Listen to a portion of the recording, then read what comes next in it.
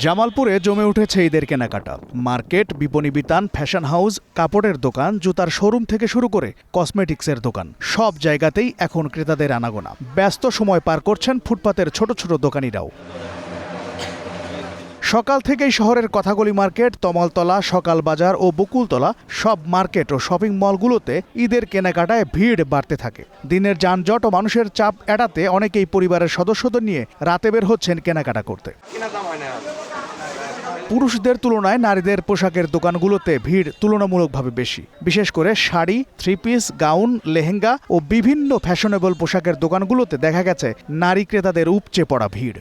জামালপুরে অন্যান্য শোরুমের তুলনায় এখানে বেশ রিজনেবল প্রাইসে আর কালেকশনের দিক থেকেও বেশ ভালো। বিভিন্ন ব্র্যান্ডের প্রোডাক্ট তুলছি, তবে তুলনামূলক বেচাকেনা একটু ডাউন এই বছর। শ্বশুর, শাশুড়ি, আমার ছেলে মেয়ে, তারপর নিজের জন্য কেনাকাটা করলাম। কালেকশন ভালো, এর জন্য কাস্টমার অনেক বেশি। ইনশাল্লাহ বেচাকেনা অনেক ভালো, আলহামদুলিল্লাহ। অন্যান্য ব্যবসা বছর তুলনায় এবার ব্যবসা ভালো, যদিও কাপড়ের দাম বেশি তবু কাস্টমারের সারা অনেক বেশি। 15 রোজা পার হওয়ার পর থেকে ক্রেতাদের উপস্থিতি বাড়তে শুরু করেছে।